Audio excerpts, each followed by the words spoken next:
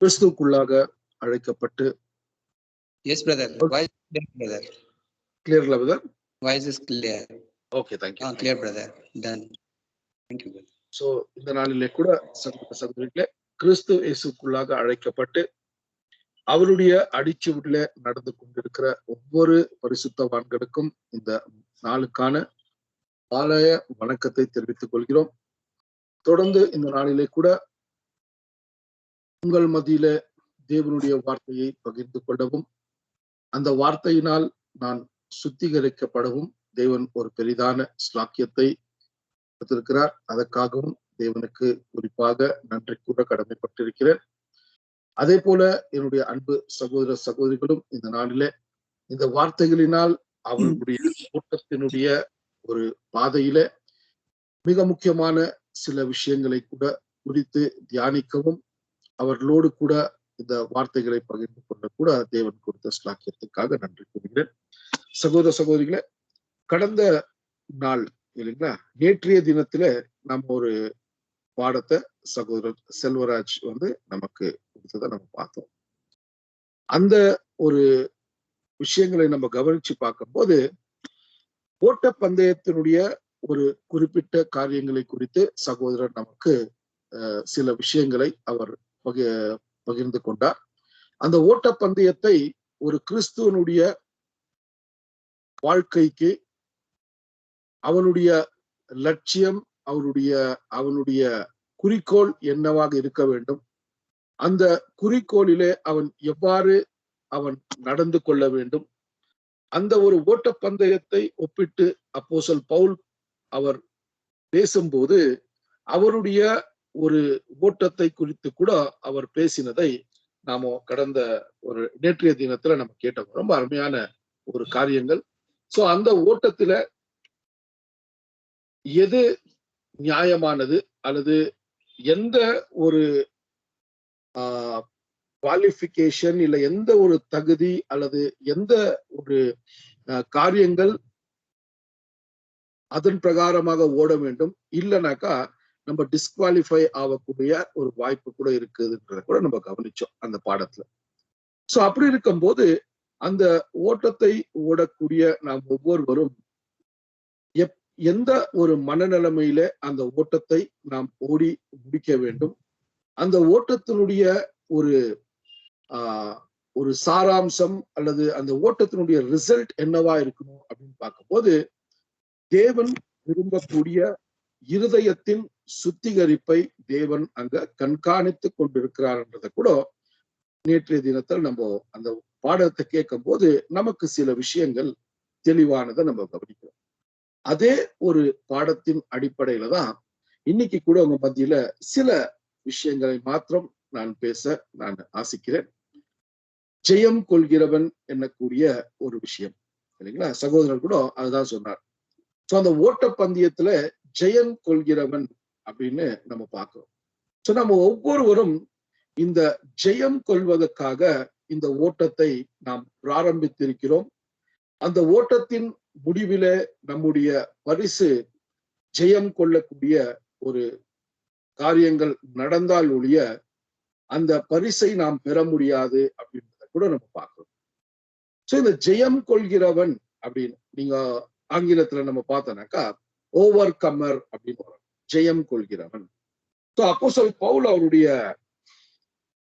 சொந்த ஒரு எக்ஸ்பீரியன்ஸ அனுபவத்தை நம்ம கிட்ட பரிமாறும் போது அவரு அருமையான ஒரு விஷயத்த சொல்றாரு. என்ன சொல்றாருன்னா, நான் வெறுமையாக இந்த ஓட்டத்தை ஓடாமல் நான் முழு நிச்சயத்தோடு இந்த ஓட்டத்தை ஓடுகிறேன் அப்படின்னு சொல்றாரு. சோ அந்த வெறுமனமா ஓடக்கூடிய ஒரு விஷயம் இல்ல, அவரு ஃபுல்லா ஒரு டிட்டர்மைண்டா ஓடினார். ஒரு முழு மனசோடு அந்த பந்தயத்தை பெற்றுக்கொள்ள வேண்டும், அந்த பந்தயத்திலே அவர் அந்த ஜெயத்தை பெற்றுக்கொள்ள வேண்டும் என்ற ஒரு நோக்கத்தோடு தான் அவருடைய அந்த ஓட்டம் இருந்தது அப்படின்றது நமக்கு அப்போஸ்தலன் பவுலுடைய நிருபத்தை நம்ம வாசிக்கும் போது அதை நம்ம வாசிக்கிறோம். ஒரு வாட்டி அந்த சில வசனங்களை நம்ம வாசித்தலாம். நேத்தினுடைய அந்த சப்ஜெக்டினுடைய சில சிந்தனைகள் நமக்குள்ள வந்துச்சுன்னா இன்னைக்கு நம்ம பார்க்கக்கூடிய விஷயங்கள் வந்து ரொம்ப ஈஸியா நம்ம புரிஞ்சுக்கலாம். சரிங்களா? 1 கொரிந்தியர் 9ஆம் அதிகாரம் 24, 26 வசனங்கள். 1 Corinthians 9th chapter 24 and 26. பந்தய சாலையில் ஓடுகிறவர்கள் எல்லாரும் ஓடுவார்கள், ஆகிலும் ஒருவனே பந்தயத்தை பெறுவான் என்று அறியீர்களா? நீங்கள் பெற்றுக்கொள்ளத்தக்கதாக ஓடுங்கள். ஆதலால் நான் நிச்சயமில்லாதவனாக ஓடேன், ஆகாயத்தை அடிக்கிறவனாக சிலம்பம் பண்ணேன். ஓகே, சொல்றாரு பந்தயத்துல ஓடுகிறவர் அதை பெற்றுக்கொள்வேன் என்று ஓடக்கூடிய ஒரு மனநிலைமையில தான் நம்ம ஆரம்பிச்சிருக்கிறோம். அது பெற்றுக்கொள்வேன் என்று நாம நிச்சயிப்பது எப்படி அப்படின்னு பார்க்கும்போது, நம்முடைய அனுதின வாழ்க்கையில தேவன் நமக்கு கொடுத்திருக்கக்கூடிய இந்த வாய்ப்பை நாம எப்படி பயன்படுத்தி கொண்டு நாம் ஜெயம் கொள்கிறவராக மாற வேண்டும் அப்படின்ற ஒரு சிந்தனை நமக்குள்ள எப்பவுமே இருக்கணும். சரிங்களா? ஒரு ஓட்ட பந்தயத்தை ஓடக்கூடிய மனுஷன் அவன் எத்தனையோ நாட்களாக பிரயாசப்பட்டு அந்த ஓடக்கூடிய ஒரு ஓட்டமானது எந்த ஒரு தரத்துக்குள் இருந்தால் அவன் ஜெயம் கொள்ள முடியும் என்ற ஒரு அனுபவத்துக்குள்ள அனுதினமும் அவன் பிரயாசப்பட்டு அந்த ஓட்டத்தினுடைய சமயம் எத்தனை குறுகியதாக இருந்து அந்த குறுகிய சமயத்திலே அந்த ஓட்டத்தை முடிக்க வேண்டும் என்ற ஒரு பிரயாசங்களை அவன் அனுதினமும் அவன் செய்து அவன் முயற்சித்து அதற்காக அவன் காரியங்களை செய்கிறான் அப்படின்னு பார்க்கும்போது நமக்கு என்ன விஷயத்த நமக்கு வலியுறுத்துதாங்க அப்படின்னு பாத்தீங்கன்னா, நாம ஓடக்கூடிய ஓட்டமானது மிகுந்த ஒரு முக்கியமானதாக இருக்கிறது. அது நாம அனுதினமும் அதை குறித்து சிந்திக்காமல் அந்த ஓட்டத்தினுடைய ஒரு முக்கியத்துவத்தை புரிந்து கொள்ளாமல் நாம ஓடினோமானால் அந்த ஓட்டத்திலே நாம் ஜெயசாலியாக ஆக முடியாதுன்றதை கூட நம்ம கவனிக்க வேண்டியதா இருக்கு சகோதரர்.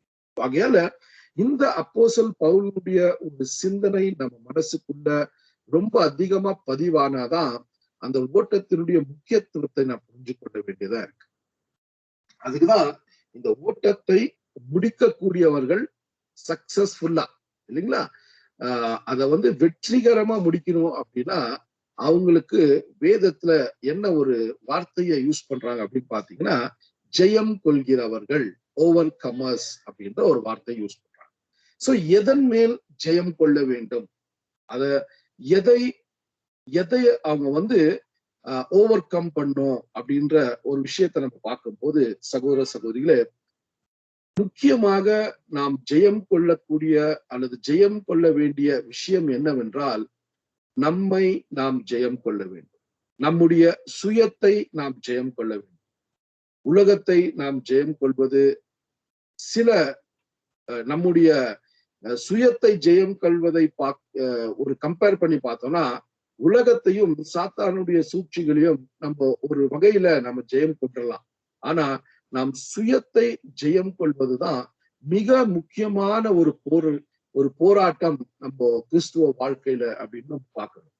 சோ அதுக்குதான் நம்ம பார்க்கும்போது சகோதர சகோதரிகளே, நம்முடைய விசுவாசத்திலே நாம் உறுதியாக நின்றோமானால் நம்ம விசுவாசமே நமக்கு ஜெயத்தை கொடுக்கும். தேவனுடைய வார்த்தையின் மேல் விசுவாசம், தேவனுடைய வாக்கு தத்தத்தின் மேல் விசுவாசம், இந்த விசுவாசம் தான் நம்மை உலகத்தை ஜெயிக்கக்கூடிய ஜெயத்தை கொடுக்கும்னு வேதத்துல நம்ம வாசிச்சிருக்கிறோம் இல்லைங்களா? 1 யோவான் 5ஆம் அதிகாரம் 4ஆம் வசனம். 1 யோவான் 5ஆம் அதிகாரம் 4ஆம் வசனம்.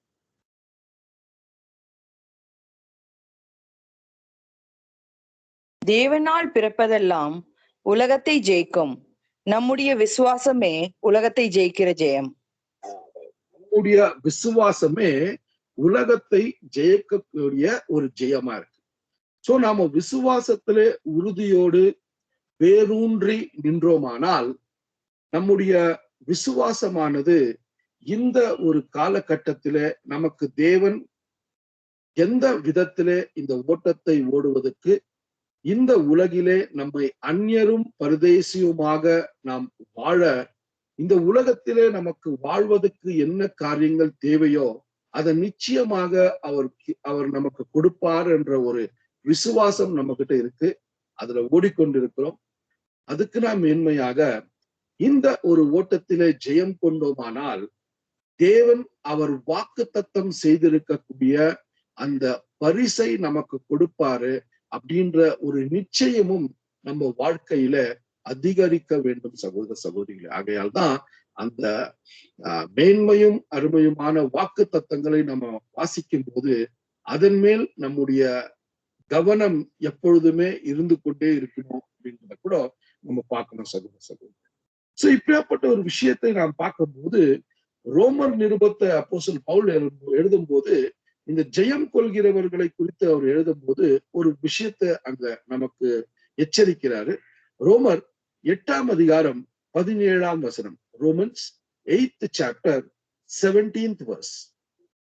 நாம் பிள்ளைகளானால் சுதந்திரருமாமே, தேவனுடைய சுதந்திரரும் கிறிஸ்துவுக்கு உடன் சுதந்திரருமாமே, கிறிஸ்துவுடனே கூட நாம் மகிமைப்படும்படிக்கு அவருடனே கூட பாடுபட்டால் அப்படியாகும். அதே வசனத்துல 37வது வசனம் படிக்கும். 37th verse. இவைகள் எல்லாவற்றிலேயும் நாம் நம்மில் அன்பு கூறுகிறவராலே முற்றும் ஜெயம் கொள்கிறவர்களாய் இருக்கிறோம். பாருங்க, நம்மை அன்பு கூறுகிறவர்களாலே நாம் முற்றிலும் ஜெயம் கொள்கிறவர்களாக இருக்கிறோம் அப்படின்ற ஒரு நம்பிக்கையை அப்போஸ்தலன் பவுல் நமக்கு கொடுக்கிறார். சோ அந்த முற்றிலும் ஜெயம் கொள்ளக்கூடியவனுக்கு தான் தேவன் கொடுக்கக்கூடிய சில வாக்குத்தத்தங்கள். சோ இந்த வாக்குத்தத்தங்களை தான் நம்ம இன்னைக்கு குறிப்பாக சில விஷயங்களை கவனிக்க போறோம். சோ இந்த ஒரு விஷயத்த சொல்லும் போது நேற்றைய தினத்துல சகோதரர் சொல்லும் போது சொன்னாரு ஒரு விஷயத்த, என்னன்னா தீமைக்கு தீமையை நீங்க சரி கட்டாமல் தீமைக்கு நன்மையால் வெல்லுங்கள் அப்படின்னும் போது அங்க கூட ஒரு ஓவர் கம்மிங் ஒரு விஷயத்த சொல்றாரு. நம்ம மேற்கொள்ள வேண்டிய விஷயம் என்ன விஷயம் அப்படின்னும் போது ரோமர் 12ஆம் அதிகாரம் 21ஆம் வசனத்தை படிக்கலாம். ரோமர் 12ஆம் அதிகாரம் 21ஆம் வசனம்.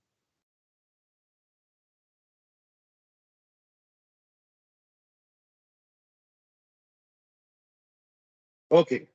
சோ தீமையை நன்மையினாலே நீங்கள் வெல்ல வேண்டிய ஒரு விஷயத்தை தான் அங்க சகோதரர் நம்ம நேற்று கூட இந்த குணங்களை நாம் தரித்து கொள்ள வேண்டும் அப்படின்னு நமக்கு சுட்டி காண்பதை நாம் கவனித்தோம்.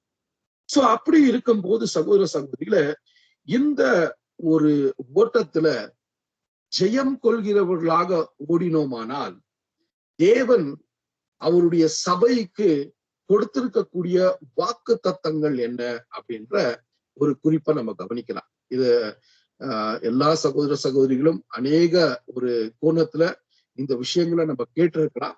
ஆனா இந்த ஒரு விஷயம் நாம குறிப்பாக ஜெயம் கொள்கிறவர்களுக்கு தேவன் என்ன விஷயத்த கொடுக்கிறன்னு வாக்கு தத்தம் செய்திருக்கிறார்னு ஒரு 7 வாக்கு தத்தத்தை நாம இன்னைக்கு கவனித்து இந்த ஒரு பாடத்துல நம்ம பயன்பெறலாம் சகோதர சகோதரிகளே.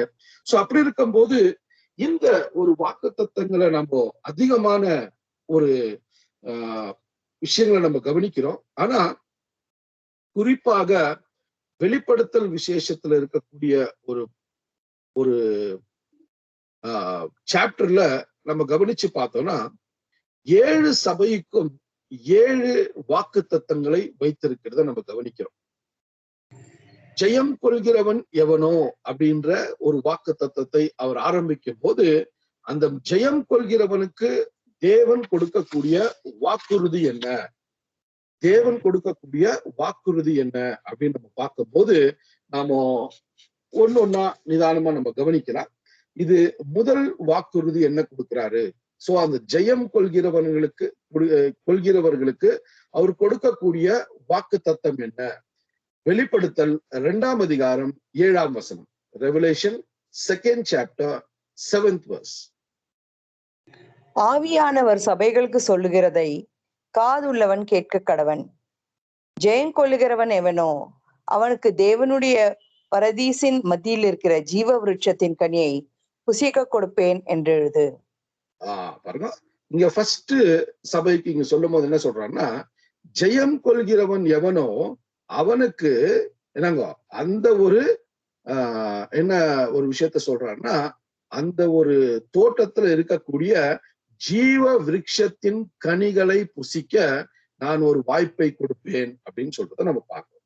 சோ இத நம்ம எப்படி புரிஞ்சு கொள்ளணும் அப்படின்னு பார்க்கும்போது என்னங்க நாம வந்து ஆதாம் எந்த ஒரு கனியை புசிக்காமல் இல்லைங்களா மரணத்தின் கனிக்குள்ள அவர் போனாரோ அந்த ஒரு விஷயத்தை நம்ம கவனிக்கும் போது மறுபடியுமாக தேவன் அவருடைய ராஜ்யத்துல அந்த கனியை புசிக்கிறதுக்கு ஒரு வாய்ப்பை கொடுப்பாரா அப்படின்ற ஒரு யோசனையை நம்ம பண்ணாம, சகோதர சகோதரிகளே, இந்த ஜீவ விருட்சத்தை குறித்து அவர் பேசும்போது நம்ம மனசுல என்ன ஒரு சிந்தனை வருதுன்னா, ஆதாம் இந்த ஜீவ விருட்சத்தின் கனியை புசித்திருந்தால் அவன் என்றென்றைக்குமே வாழ்ந்திருக்கலாம் என்ற ஒரு சிந்தனை நமக்குள்ள கொஞ்சம் தோணக்கூடிய காரியங்களை நம்ம பார்க்கணும்.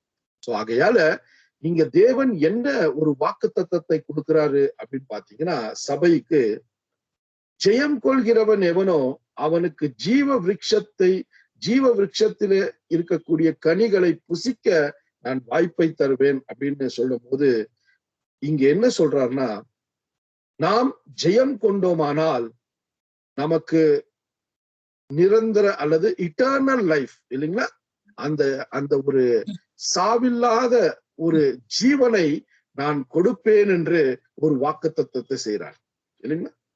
So it signifies the everlasting life இல்லைங்களா.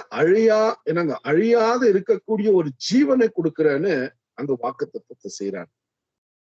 சோ இதுதான் இந்த முதல் வாக்குத்தத்தம் சபைக்கு அங்க எழுதப்பட்டிருக்கிறத நம்ம பார்க்கணும். சோ அதே போல வெளிப்படுத்தல் 2ஆம் அதிகாரம் 10ஆம் வசனத்தை வாசிக்கலாம். வெளிப்படுத்தல் 2ஆம் அதிகாரம் 10ஆம் வசனம். நீ படப்போகிற பாடுகளை குறித்து எவ்வளவும் பயப்படாதே. இதோ நீங்கள் சோதிக்கப்படும் பொருட்டாக பிசாசானவன் உங்களில் சிலரை காவலில் போடுவான். 10 நாள் உபத்திரப்படுவீர்கள். ஆகிலும் நீ மரண பரிந்தியம் உண்மையாயிரு, அப்பொழுது ஜீவ கிரீடத்தை உனக்கு தருவேன். இதெல்லாம் நம்ம வாசிச்சிருக்கிறோம், ரொம்ப பிரபலமான வசனங்கள். சோ இங்க என்ன சொல்றாருன்னா, நீ பாடுபட்டு நீ உன்னுடைய வாழ்க்கையில ஜெயம் கொள்கிறவனாக நீ மாறினால் உனக்கு ஜீவ கிரீடத்தை நான் தருவேன் அப்படின்ற ஒரு வாக்கு தத்தத்தை செய்திருக்கிறார். சோ இதை வந்து நம்ம லிட்ரலா சில விஷயங்களை நம்ம எடுத்துட்டோம்னாக்கா, நம்ம வந்து அந்த 1000 வருஷ இயேசு கிறிஸ்துவனுடைய ஆளுகையில நமக்கு ஒரு கிரீடத்தை தேவன் கொடுப்பாரா அப்படின்னு நம்ம கவனிக்கும் போது, சகோதர சகோதரிகளே, ஆவிக்குரியமான ரீதியில இதை நாம் சிந்திக்கும் போது இந்த ஜீவ கிரீடம் அப்படின்னு சொல்லும் போது தேவன் இந்த உலகத்தை சிருஷ்டித்து தன்னுடைய குமாரனின் மூலமாக அநேக சிருஷ்டிகளை அவர் சிருஷ்டித்து அந்த சிருஷ்டிகளுக்கு ஒவ்வொரு ஜீவனின் தரத்தை கொடுத்தார் இல்லைங்களா. சோ இந்த உலகத்திலே நடமாடக்கூடிய ஜீவ ஜந்துகளுக்கு அவர் அந்த ஜீவனை கொடுத்ததை நம்ம பார்க்கிறோம். இந்த ஜீவன் வந்து ஒவ்வொரு கிரியேஷன்லயும் டிபெண்ட் ஆகுறத நம்ம பார்க்கிறோம், டிஃப்ரெண்டா இருக்கிறத பார்க்கிறோம். சோ என்ன சொல்றாருன்னா, தண்ணீர்ல இருக்கக்கூடிய மச்சங்களுக்கு ஒரு ஜீவனை கொடுத்தார் இல்லைங்களா. அதே போல பிராணி பட்சிகளுக்கு ஒரு ஜீவனை கொடுத்தார். மனுஷர்களுக்கு ஒரு தரமான ஜீவத்தை கொடுத்தாரு, ஒரு டிஃப்ரெண்ட் லைஃப். அதே போல பரலோகத்தின் விஷயங்களை நம்ம எடுத்து பார்த்தோம்னா தூதர்களுக்கும் அநேக ஒரு லெவல்ல அவங்களுடைய லைஃப் கொடுத்ததை நம்ம பார்க்கிறோம். சோ ஒவ்வொருவருக்கும் ஒரு ஒரு ஒரு தரத்தை அல்லது ஒரு ஸ்டாண்டர்டான ஒரு லைஃப டிஃபரன்ஷியேட் பண்ணி கொடுத்ததை நம்ம பார்க்கிறோம். அப்படி இருக்கும்போது இங்க இந்த வாக்கு தத்தத்தை தேவன் கொடுக்கும் போது என்ன சொல்றாருன்னா, இங்க நான் சிருஷ்டித்த எல்லா சிருஷ்டிகளையும் பார்க்கிலும் நீங்கள் ஜெயம் கொண்டீர்களானால் இந்த சிருஷ்டிகளுக்கும் உயர்ந்த ஒரு ஜீவனை உங்களுக்கு கொடுப்பேன் அப்படின்னு ஒரு வாக்கு தத்தத்தை செய்றார். இப்ப மனுஷர்களாக நம்ம வாழ்ந்து கொண்டிருக்கிறோம். நம்முடைய ஜீவனை தேவன் அவர் உண்டாக்கி அந்த ஜீவனுக்கே ஒரு ஒரு என்ன சொல்றாருன்னா ஒரு கண்டிஷன்ல இருக்கிறோம். நாம வந்து சாகக்கூடிய ஒரு கண்டிஷன்ல இருக்கிறோம் இல்லைங்களா. சோ அதே போல தூதர்களுக்கும் அந்த ஜீவனை கொடுக்கும் போது அவர்களும் அங்க அந்த ஜீவனை பெற்றுக்கொண்டு அது அழியாமை இல்ல, அந்த அழியாமையை அவர் தரித்து கொள்ளாமல் அவர்களும் அந்த ஜீவனை இழக்கக்கூடிய ஒரு தருவாயத்துலதான் வாழ்ந்து கொண்டிருக்கிறத நம்ம பார்க்கிறோம். அப்படி இருக்கும்போது சகோதர சகோதரிகளே, இந்த வாக்கு தத்தம் எப்படி ஒரு மேன்மையான வாக்கு தத்தம்னா, நம்ம ஃபர்ஸ்ட் வாக்கு தத்தத்தை பார்க்கும் போது என்ன சொல்றாருன்னா, உங்களுக்கு என்னங்க எவர் லாஸ்டிங் லைஃப் கொடுக்குறேன்றாரு இல்லைங்களா. என்னங்க அந்த ஜீவன் நீங்க என்றென்றைக்குமே வாழக்கூடிய ஒரு ஜீவனை கொடுக்குற. அந்த ஜீவனுடைய தரம் எப்படி இருக்கும்னா, எல்லா சிருஷ்டிகளை காட்டிலும் ஒரு உயர்ந்த தரத்தின் ஜீவனை கொடுக்கிறேன்னு இரண்டாவது அந்த வாக்கு தத்தத்தை நம்ம தியானிக்கும் போது அந்த ஜீவனுடைய தரத்தை அங்க நமக்கு குறிப்பிட்டதாக காணப்படுகிறது. அதுதான் நம்ம யாக்கோபு 1ஆம் அதிகாரம் 12ஆம் வசனத்தை வாசிக்கலாம். James 1st chapter 12th verse. சோதனையை சகிக்கிற மனுஷன் பாக்கியவான், அவன் உத்தமன் என்று விளங்கின பின்பு கர்த்தர் தம்மிடத்தில் அன்பு கூறுகிறவர்களுக்கு வாக்குத்தத்தம் பண்ணின ஜீவ கிரீடத்தை பெறுவான். இங்க கூட யாக்கோபு இந்த விஷயத்த சொல்லும் போது இதுதான் சொல்றாரு, அவன் ஜீவ கிரீடத்தை பெற்றுக்கொள்வார்னா, அந்த கிரீடமானது, அந்த கிரீடத்தை நம்ம குறிச்சு நம்ம சிந்திச்சோம்னா, தேவன் சிருஷ்டிப்புல யாருக்குமே இல்லாத ஒரு தரத்தின் ஜீவனை நமக்கு கொடுக்கிறார். தேவனுக்கும் இயேசு கிறிஸ்துவுக்கும் இப்ப இருக்கக்கூடிய அந்த ஜீவன், அந்த எல்லா ஜீவனுக்கும் மேலான ஒரு ஜீவனை நமக்கு கொடுக்கிறேன்னு தான் வாக்கு தத்தம் செய்திருக்கிறார் சகோதரர். இதுதான் இரண்டாவது ஒரு விஷயம் சபைக்கு அவர் எழுதும் போது அவர் கொடுத்திருக்கக்கூடிய வாக்கு தத்தம். மூன்றாவது வாக்கு தத்தத்தை நம்ம கவனிக்கலாம். வெளிப்படுத்தல் 2ஆம் அதிகாரம் 17ஆம் வசனம். Revelation 2nd chapter 17th verse. ஆவியானவர் சபைகளுக்கு சொல்கிறதை காதுள்ளவன் கேட்க கடவன். ஜெயங்கொள்ளுகிறவனுக்கு நான் மறைவான மன்னாவை புசிக்க கொடுத்து அவனுக்கு வெண்மையான குறிக்கல்லையும் அந்த கல்லின் மேல் எழுதப்பட்டதும் அதை பெறுகிறவனே அன்றி வேறொருவனை அறியக்கூடாதுமாகிய புதிய நாமத்தையும் கொடுப்பேன் என்று எழுது. இங்க அங்க எழுது அப்படின்னு சொல்லும் போது இது நிச்சயமாக நான் செய்வேன் அப்படின்ற ஒரு உறுதியை தேவன் கொடுக்கிறார். சோ இங்க என்ன சொல்றாருன்னா, ஜெயம் கொள்கிறவன் எவனோ அவனுக்கு மறைவாக இருக்கக்கூடிய மன்னாவை நான் கொடுப்பேன் அப்படின்னு சொல்றான். ஓகேங்களா? சோ இந்த விஷயத்த நம்ம கவனிக்கும் போது நம்மளுக்கு எல்லாருக்குமே ரொம்ப கிளியரா ஆசரிப்பு கூடாரத்தினுடைய விஷயங்கள் நமக்கு தெரியும். அந்த ஆசரிப்பு கூடாரத்துல இல்லைங்களா, அங்க இருக்கக்கூடிய அந்த ஆர்க் ஆஃப் கவர்னன்ட்ல இருக்கக்கூடிய அந்த அந்த ஒரு அமைப்பு நமக்கு தெரியும். அந்த ஆர்க் ஆஃப் கவர்னன்ட் உள்ள இருக்கக்கூடிய என்னென்ன பொருள் இருந்துச்சு அப்படின்னு கூட நமக்கு தெரியும். சோ இதெல்லாம் நமக்கு ரொம்ப அத்துப்படியா தெரியற தொட்டு இந்த விஷயங்களை நம்ம ரொம்ப டீப்பா போறது வேண்டாம். சோ அங்க இருந்த காரியம், அந்த உடன்படிக்கை பெட்டிக்குள்ள இருந்தது நமக்கு தெரிஞ்ச மாதிரி மோசேவனுடைய நியாயப்பிரமாணம், என்னங்க ஆரோனுடைய கோல் மற்றும் ஒரு கோப்பையில மன்னாவை வைக்க சொன்னார். சோ அந்த நாளிலே அந்த மன்னாவை வைக்க சொன்னார். சோ இந்த ஒரு மன்னாவை குறித்து தான் இங்க நம்ம பேசுறாரு. சோ அந்த மன்னா எப்படி இருந்துச்சுன்னா, அங்க அந்த மன்னாவுடைய ஒரு குவாலிட்டி எப்படி இருந்துச்சுன்னு பார்த்தோம்னா நம்ம அது அன்றன்ற நாளைக்கு என்ன தேவையோ அதை சேகரித்து அதை உண்ணக்கூடிய ஒரு இதுதான் இருந்துச்சு, அந்த குவாலிட்டி தான் இருந்துச்சு அந்த மன்னாக்கு. அந்த மன்னாவை நாம மறுநாள் வரைக்கும் வைக்க முடியாது இல்லைங்களா. சோ இததான் நம்ம வேதத்துல வாசிக்கிறோம். ஆனா இந்த ஆசரிப்பு கூடாரத்தினுடைய அந்த அமைப்புல இந்த பெட்டிகைக்குள்ள இருந்த மன்னா அது அழியாமல் இருந்துச்சு அப்படின்றத கூட நம்ம பார்க்கணும். சோ இந்த ஒரு அழியாமல் இருக்கக்கூடிய மன்னாவதான் இங்க அவரு பேசுறத நம்ம பார்க்கிறோம். சோ இது என்ன, இது என்னங்க மறைவாக இருக்கக்கூடிய மன்னா அப்படின்னு பார்க்கும்போது சகோதர சகோதரிகளை, அங்க இஸ்ரேல் ஜனங்கள் உண்ணக்கூடிய ஒரு மன்னா அது அழிந்து போகக்கூடிய ஒரு மன்னாவா இருந்துச்சு. அன்றன்றைக்கே அதை உபயோகிக்கக்கூடிய ஒரு மன்னாவா இருந்துச்சு. ஆனா இந்த பெட்டியில இருந்தக்கூடிய ஒரு மன்னா, அந்த ஆசரிப்பு கூடாரத்தினுடைய அந்த ஆர்க் ஆஃப் கவர்னன்ட் உள்ள இருந்த மன்னா அது அழியாமல் இருந்த ஒரு மன்னாவா இருந்துச்சு. சோ ஆகையால இங்க என்ன சபைக்கு சொல்றார் அப்படின்னு பார்க்கும்போது, நான் உங்களுக்கு என்னங்க எவர்லாஸ்டிங் லைஃப் கொடுக்குறேன் இல்லைங்களா. அந்த அந்த ஜீவன் அந்த ஜீவனுடைய தரத்தை ரெண்டாவது ஒரு வாக்கு தத்துவத்துல நம்ம பார்த்தோம். என்னன்னா அது எல்லா ஜீவனுக்களுக்கும் உன்னதமான ஒரு ஜீவனை அங்க குறிக்கிறதாக பார்த்தோம்.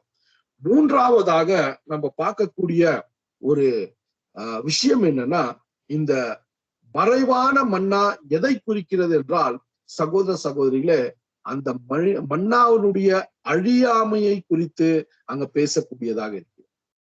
அந்த உடன்படிக்கை பெட்டிக்குள்ள இருந்த மன்னா அது அழியாமல் இருந்தது. சோ இங்க நம்ம என்ன பார்க்கிறோம்னா, உங்களுக்கு நித்திய ஜீவனை கொடுக்கிற அந்த ஜீவனுடைய தரம் எப்படி இருக்குதுன்னா, ரொம்ப எல்லா சிருஷ்டிகளுக்கும் மேலான ஒரு தரத்தினுடைய ஜீவன். மூன்றாவதாக அந்த ஜீவன் அழியாமை கொண்டதாக இருக்கிற ஜீவனாக. இதான் இங்க நம்ம பார்க்கணும். சோ சகோதர சகோதரிகளை, ஒவ்வொரு வாக்கு தத்துவத்தையும் நம்ம அப்படியே இணைத்து நம்ம கவனிச்சுட்டு வந்தோம்னா, நாம பெறக்கூடிய ஜீவனுடைய ஒரு வேல்யூ, ஒரு கிரேட்னஸ், இததான் அந்த தேவன் காமிச்சுட்டே வர்றார். சோ இந்த ஒரு விஷயத்த நம்ம பார்க்கும் போது சகோதர சகோதரிகளை, இந்த காரியங்களை நம்ம கவனிக்கும் போது இதுதான் அப்போஸ்தலன் பவுல் இதை குறித்து எழுதும் போது நம்ம வாசிக்கலாம். 1 கொரிந்தியர் 15ஆம் அதிகாரம் 54ஆம் வசனம். 1 Corinthians 15th chapter 54th verse. அழிவுள்ளதாகிய இது அழியாமையையும் சாவுக்கேதுவாகிய இது சாவாமையையும் தரித்து கொள்ளும் போது மரணம் ஜெயமாக விழுங்கப்பட்டது என்று எழுதியிருக்கிற வார்த்தை நிறைவேறும். ஓகேங்க, பாருங்க, ரொம்ப கிளியரா சொல்றாரு. அழிவுள்ளது அழியாமையை தரித்து கொள்ள வேண்டும் அப்படின்னு சொல்லும் போது சகோதர சகோதரிகளே, இந்த வாக்கு தத்தத்தை தான் வெளிப்படுத்தல எழுதும் போது ஒரு மூன்றாவது ஒரு வாக்கு தத்தமாக நம்ம சபைக்கு கொடுக்கிறாரு. என்னன்னாக்கா, அழிவுள்ளது இனி அழியாமையாக இருக்கும். சோ உங்களுக்கு நான் கொடுக்கக்கூடிய ஜீவன் அழியாமையின் ஜீவனா இருக்கு இல்லைங்களா.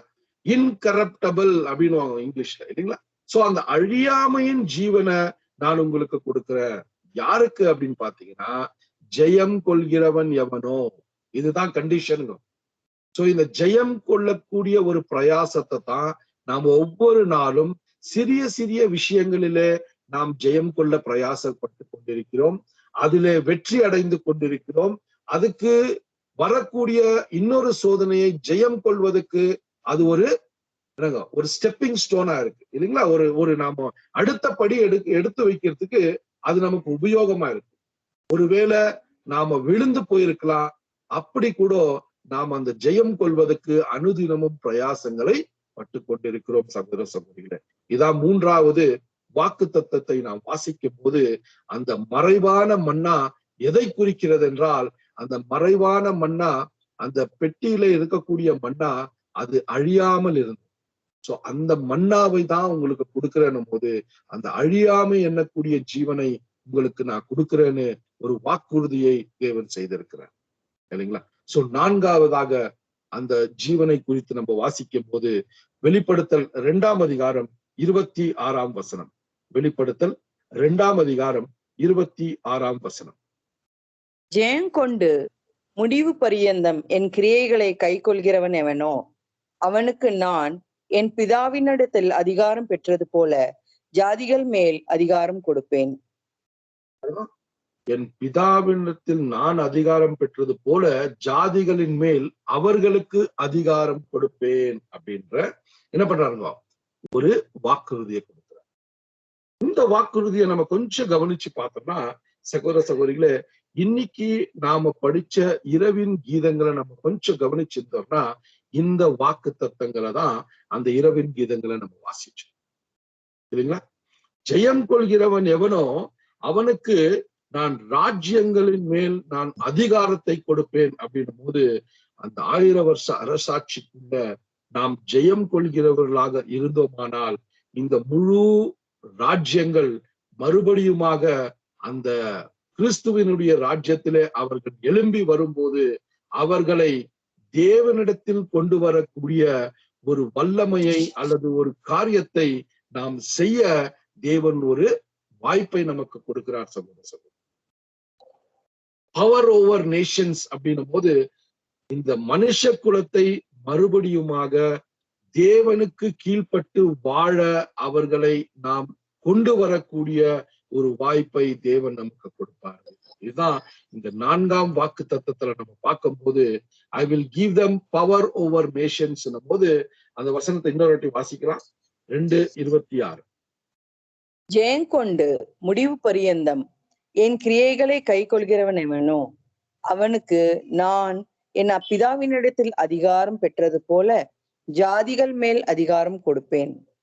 ஜாதிகள் மேல் அதிகாரம் கொடுப்பேன்னா இந்த முழு மனுஷ குலத்துக்கே சகோதர சகோதரிகளே அந்த மனுஷ குலத்தை மறுபடியுமாக பிதாவினிடத்தில் கொண்டு வந்து சேர்க்கக்கூடிய ஒரு பெரிதான ஒரு பொறுப்பை தான் தேவன் இந்த சபைக்கு கொடுக்கிறேன்னு ஒரு வாக்கு தத்தத்தை செய்திருக்கிறோம் சகோதர. சோ அந்த ஒரு பொறுப்பை நாம் பெற்றுக்கொள்ள வேண்டும் என்றால் இந்த ஒரு காலகட்டத்தில நாம் நம்மை ஜெயம் கொள்ள வேண்டும். நம்முடைய சுபாவங்களின் மேல் நாம் நம்முடைய சுயத்தின் மேல் நாம் ஜெயம் கொண்டு கிறிஸ்துவினுடைய குணாதிசயங்களிலே நாம் வாழ்ந்து அந்த பரிசை பெற்றுக்கொள்ள தகுதி உள்ளவர்களாம் ஆனோமானால் நாம் ராஜ்யங்களின் மேல் நாம் ஆளுகை செய்ய அல்லது அவர்களை கிறிஸ்துவனிடத்தில அல்லது தேவனிடத்தில் கொண்டு வரக்கூடிய ஒரு பெரிதான ஒரு ஸ்லாக்கியத்தை தேவன் நமக்கு கொடுப்பார் என்ற ஒரு வாக்குறுதியை தேவன் நமக்கு கொடுத்திருக்கிறத நம்ம கவனிக்கிறோம் சகோதரர். அதனால இந்த விஷயங்கள் எல்லாம் நம்ம கொஞ்சம் கூர்ந்து கவனிச்சுட்டு வரும்போது நமக்குள்ள என்ன ஒரு காரியங்கள் நம்ம மனசுக்குள்ள வரணும் அப்படின்னு பாத்தீங்கன்னா நாம வந்திருக்கிற ஒரு நோக்கம் நாம் ஓடக்கூடிய இந்த ஓட்டத்தினுடைய தரம் எப்படி இருக்கணும்ன்றதுதான் தேவன் நமக்கு இந்த வாக்குறுதிகள் மூலமாக நமக்கு கொடுக்கறத கூட நம்ம கவனிக்கிறோம் சகோதர சகோதரி. ஆகையால 4ஆம் வாக்குறுதியை நம்ம கவனிச்சோம். 5வது வாக்குறுதியை நம்ம பார்க்கலாங்க. வெளிப்படுத்தல் 3ஆம் அதிகாரம் 15ஆம் வசனத்தை வாசிக்கலாங்க. வெளிப்படுத்தல் 3ஆம் அதிகாரம் 5ஆம் வசனத்தை வாசிங்க sister please. Revelation 3rd chapter 5th verse. 5ங்களா? ஜெயங்கொள்கிறவன் எவனோ அவனுக்கு வெண்வஸ்திரம் தரிப்பிக்கப்படும். ஜீவ புஸ்தகத்திலிருந்து அவனுடைய நாமத்தை நான் கிறுக்கி போடாமல் என் பிதா முன்பாகவும் அவருடைய தூதர் முன்பாகவும் அவன் நாமத்தை அறிக்கையிடுவேன். பாருங்க இங்க என்ன எழுதுறாருன்னா ஜெயம் கொள்கிறவன் எவனோ அவனுக்கு வெண்வஸ்திரம் தரிக்கப்படும் அப்படின்ற ஒரு வாக்குறுதியை கொடுக்கிறார். சகோதர சகோதரிகளே இந்த ஒரு விஷயங்களை நம்ம கவனிக்கும் போது இந்த வெண்வஸ்திரம் அப்படின்னு சொல்லும் போது நமக்கு வேதத்துல நம்ம அநேக அடையாளங்களை நம்ம பார்த்திருக்கிறோம், அநேக விஷயங்களை நம்ம கேட்டிருக்கிறோம், அதை உணர்ந்து அதை நம்புகிறோம். சோ இந்த வெண்வஸ்திரம் எதை குறிக்கிறது அப்படின்னு பார்க்கும்போது நம்முடைய பரிசுத்தமும் நம்முடைய நீதியை குறிக்கக்கூடிய காரியமா இருக்கு. பியூரிட்டி அண்ட் ரைச்சியஸ்னஸ் அப்படின்றத நம்ம பார்க்கணும். நாம் பரிசுத்தமாக இருக்கக்கூடிய விஷயத்தை நாம பார்க்கணும். சோ ஆகையால சகோதர சகோதரிகளே இந்த ஒரு கால சமயத்துல நாம் பரிசுத்தமாக இருப்பதற்கு காரணம் அல்லது அதுக்கு அந்த பரிசுத்தம் நாம இருக்கிறோம்னு சொல்றதுக்கு என்ன காரணம்னா இயேசு கிறிஸ்துவனுடைய பலிதான். இயேசு கிறிஸ்துவனுடைய நீதியின் வஸ்திரத்தினாலே மட்டுமே நாம் பரிசுத்தவான்கள் என்று தேவன் நம்மை கருதுகிறார். இதை நம்ம மறந்துடக்கூடாது.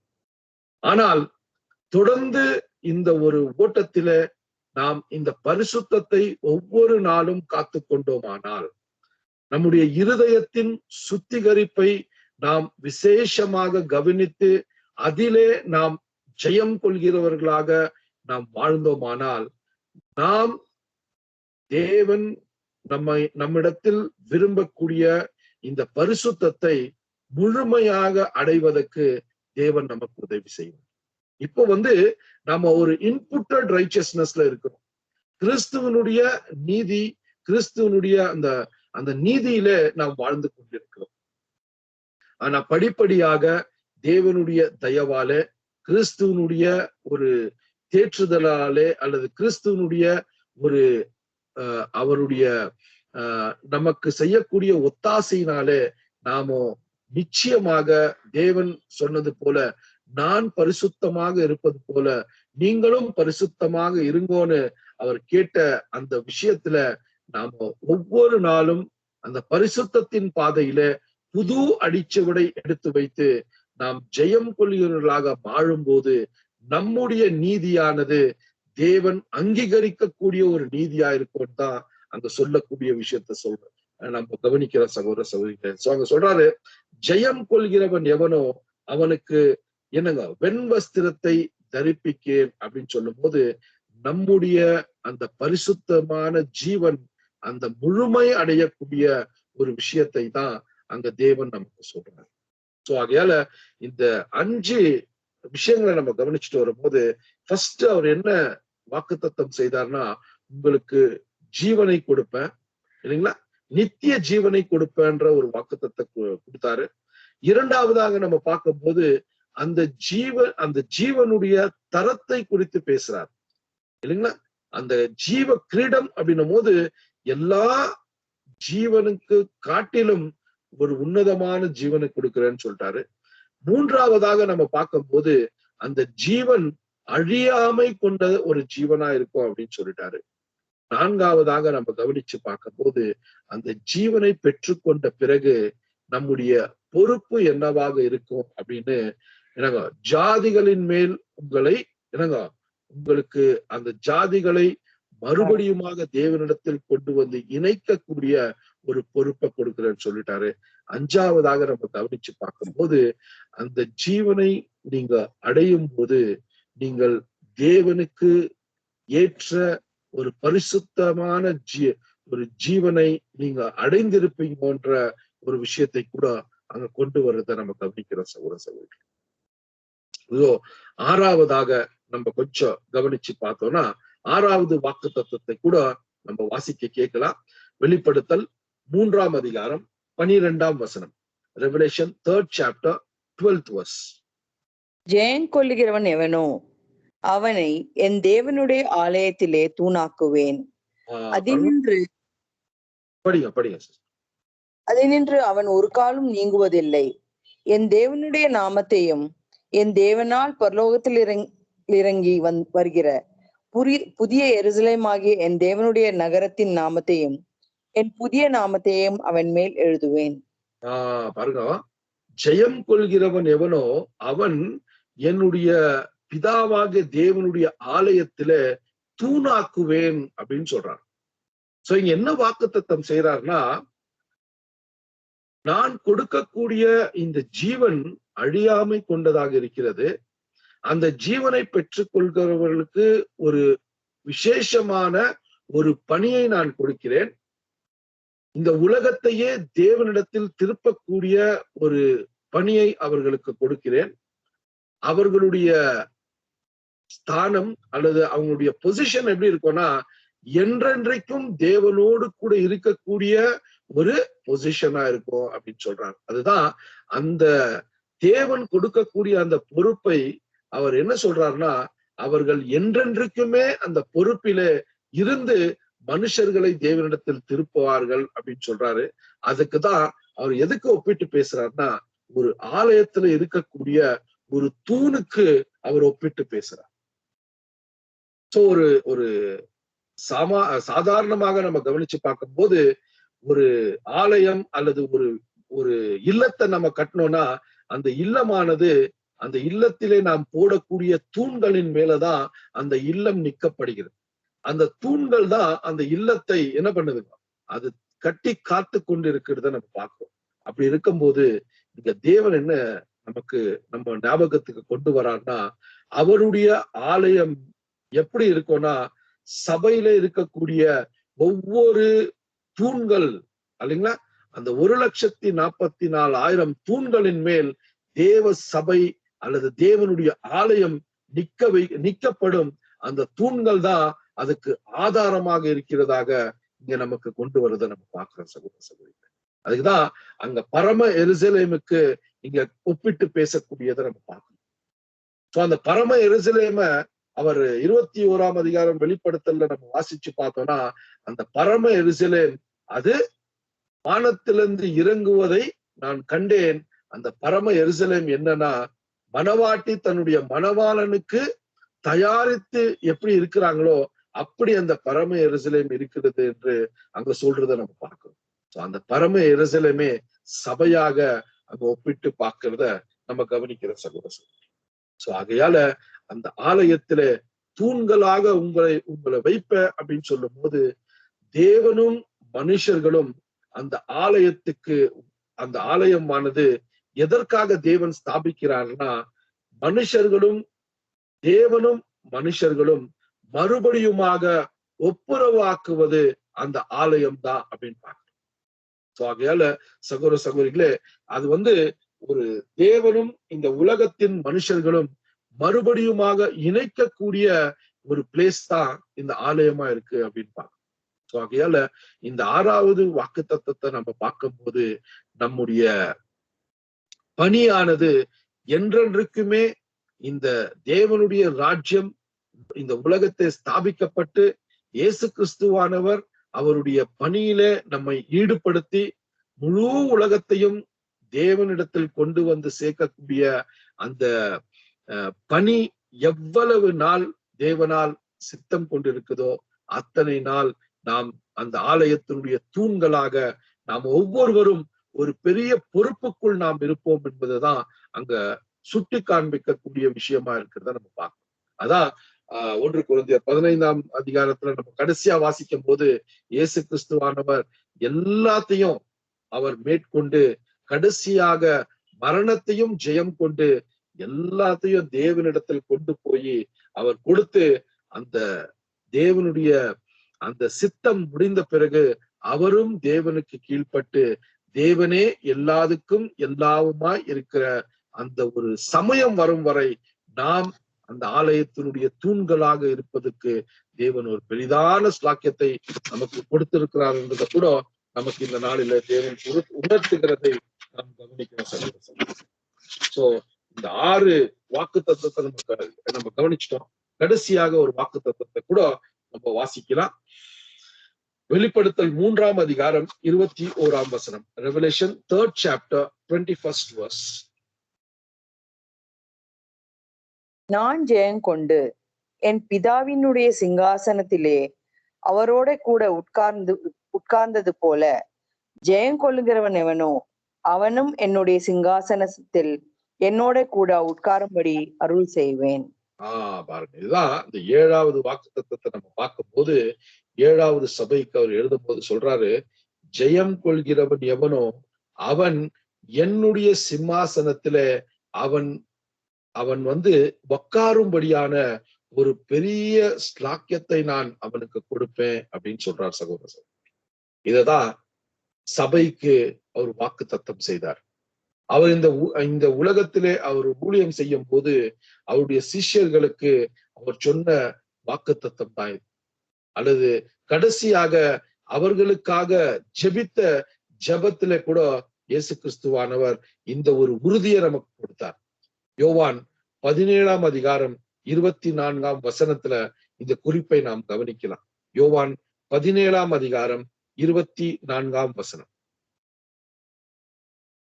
பிதாவே, உலக தோற்றத்துக்கு முன் நீர் என்னில் அன்பா இருந்தபடியினால் நீர் எனக்கு தந்த என்னுடைய மகிமையை நீர் எனக்கு தந்தவர்கள் காணும்படியாக நான் எங்கே இருக்கிறேனோ அங்கே அவர்களும் என்னுடனே கூட இருக்க விரும்புகிறேன்.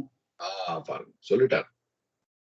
நான் எங்கே இருக்கிறேனோ அவர்களும் அங்கே இருக்கும்படி உம்மிடத்தில் நான் ஜெபிக்கிறேன் என்ற நமக்காக அப்பவே ஜெபிச்சிருக்கிறார் இயேசு கிறிஸ்துவானவர். சோ அவர் எங்கே இருக்கிறாரோ அங்கே நாம் செல்வதற்காக தான் நாம் ஜெயசாலிகளாக மாற வேண்டும். பரலோகத்தின் அந்த திறவுகோலை அந்த பரலோகத்தின் வாசஸ்தலத்துக்குள்ள நாம இருக்கணும். அந்த நித்திய ஜீவத்தை பெற்றுக்கொள்ள வேண்டும். அந்த நித்திய ஜீவமானது எல்லா ஜீவன்களை காட்டும் உயர்ந்த ஒரு தரத்தை பெற்றதாக இருக்கக்கூடிய ஒரு ஜீவனை நாம் பெற்றுக்கொள்ள வேண்டும். அது அழியாமையின் ஜீவனாக இருக்க வேண்டும். அந்த ஜீவனை பெற்றுக்கொள்கிறவன் கிறிஸ்துவினுடைய சிம்மாசனத்திலே அமரக்கூடியவனாக ஒரு ஸ்லாக்கத்தை கொடுக்கிறார்னா சகோதர சகோதரிகளே, நம்முடைய அழைப்பின் மேன்மையை நாம் புரிந்து கொள்ள வேண்டும். நம்முடைய ஓட்டத்தின் ஒரு முக்கியத்துவத்தை நாம் புரிந்து கொள்ள வேண்டும். அந்த ஓட்டத்தினுடைய லக்கை நாம் அடைவதற்கு நியாயமான ஒரு நிபந்தனைகளை தேவன் நமக்கு கொடுத்திருக்கிறாரு. அதிலே தகுதியாக ஓட நமக்கு இயேசு கிறிஸ்துவானவர் அவருடைய வாக்குறுதிகளை, அவருடைய நிபந்தனைகளை கொடுத்திருக்கிறாரு. சில கண்டிஷன்ஸை போட்டிருக்கிறாரு. அந்த கண்டிஷன்ஸ் எல்லாம் நம்ம என்ன பண்ணோங்க, நம்ம வாழ்க்கையில அதை நடைமுறையில கொண்டு வந்தால் ஒழிய நாம் ஜெயசாலிகளாக மாற முடியாது. நம்ம ஓடக்கூடிய ஓட்டத்தை நாம் ஒவ்வொரு நாளும் கவனித்து ஓடினால் ஒழிய நாம் ஜெயசாலிகளாக முடியாது. அதுல ரொம்ப குறிப்பாக நம்முடைய சுயத்தை நாம் மேற்கொள்ள வேண்டும். அந்த சுயத்தில எல்லா விதமான அசுத்தங்களும் நிரம்பி இருக்கிறத நம்ம பார்க்கிறோம். அந்த அசுத்தங்களை எல்லாம் இயேசு கிறிஸ்துவனுடைய அவருடைய அந்த நீதியின் வஸ்திரம் தான் அதை மறைத்திருக்கிறது. ஆனா நாம் அந்த அசுத்தங்களை படிப்படியாக சிந்தனையிலே, நம்முடைய சொல்லிலே, நம்முடைய வாழ்க்கையின் நடைமுறையில அதையெல்லாம் நிதானமாக அதை நாம் விட்டொழித்து நாம் பரிசுத்தவான்களாக தேவன் விரும்பக்கூடிய அந்த பரிசுத்தத்தை நம்ம வாழ்க்கையில நாம் தரித்து கொண்டால் ஒழிய நாம் ஜெயசாலிகளாக முடியாதுன்றதுதான் நம்ம பார்த்தோம். ஆகையால் இந்த கடைசியான அந்த வாக்கு தத்தத்தை சொல்லும் போது அவரோடு கூட அமரக்கூடிய, அவரோடு கூட நாம் உட்காரக்கூடிய ஒரு வாய்ப்பை கொடுக்கிறார்னா எவ்வளவு ஒரு பெரிய ஒரு பாக்கியம் சகோதர சகோதரி. ஆகையால இந்த ஒரு விஷயங்களை நம்ம கவனிச்சுட்டு வரும்போது நமக்கு ரொம்ப பெரிய ஒரு ஆசீர்வாதத்தை தேவன் வாக்குறுதி செய்திருக்கிறார். இந்த 7 சபைக்கும் 7 வாக்குறுதியை கொடுக்கும் போது அந்த ஜெயசாலியானவர்களுக்கு மட்டுமே அந்த வாக்குறுதிக்கு தகுதி இருக்கிறது என்பதை நாம் உணரும் போது நம்முடைய ஓட்டத்தை நாம் மிகுந்த ஜாக்கிரதையாக ஓட நாம் ஒவ்வொரு நாளும் கடமைப்பட்டிருக்கிற சகோதர சகோதரிகளே. ஆகையால அந்த அந்த மறைக்கப்பட்ட மன்னாவை நமக்கு கொடுக்கிறார்னா அந்த மன்னா அழியாமையை குறிக்கக்கூடிய ஒரு மன்னாவா இருக்கு. அதையெல்லாம் பெற்றுக்கொண்ட நாம் தேவனுடைய ராஜ்யத்தில ஒரு பெரிய பொறுப்பை கொடுத்து உலக ஜனங்களை மறுபடியுமாக தேவனிடத்தில் இணைக்கக்கூடிய ஒரு ஆலயங்களாக நாம் மாறவும் தேவன் வாய்ப்பை கொடுத்திருக்கிறார். அந்த ஆலயத்தின் தூண்களாக நாம நிற்கவும் தேவன் வாய்ப்பை கொடுத்திருக்கிறார் பார்க்கிறோம். ஆகையால இந்த விஷயங்களை நம்ம கவனிக்கும் போது சகோதர சகோதரிக்கிற பிலிப்பியர் 3ஆம் அதிகாரம் 14ஆம் வசனத்தை கூட நம்ம வாசிக்க கேட்கலாம். Philippians 3rd chapter 14th verse.